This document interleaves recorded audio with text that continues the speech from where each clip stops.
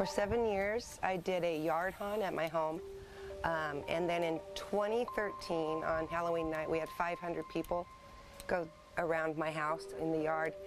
And my husband kind of said, "Get off my yard." So we found this place, and I decided that I could go professionally. So we opened Grey House Haunts. This is the 5th year at this permanent site. Jan's sister Jo has been by her side the entire time.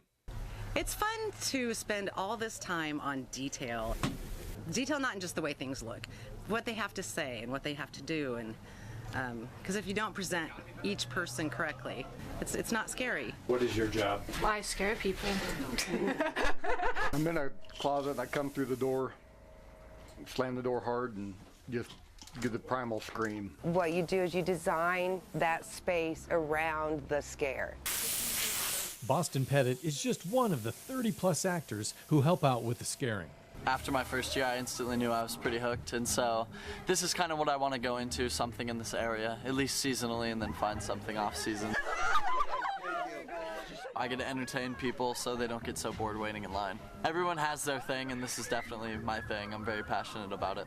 We feed all the actors. We have to make sure all the costumes are ready and in place. Once the actors start arriving, it becomes barely controlled chaos. We don't want anything to look too pretty, so we want everything to look demented, like just crawled out of the grave.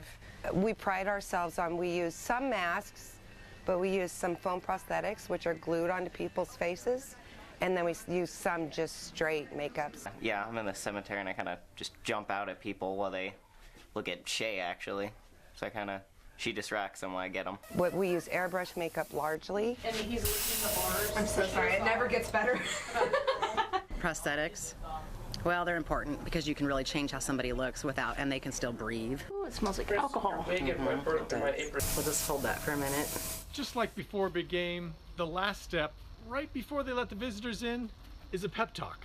Well, sort of. The pep talk is to get them going. It's very much like a sports team. You were aggressive last week. You were amazing. Stay there. I yell at them. Are you ready? And I make them yell at me. We dance and we jump. And then we do what's called a haka. What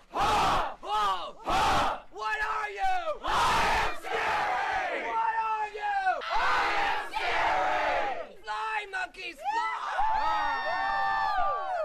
Have a good time. All right, where do we go? The front door. Oh, okay. It is a good time, and it's fun scaring people. Brian Gnuse, NTV News, Holdridge.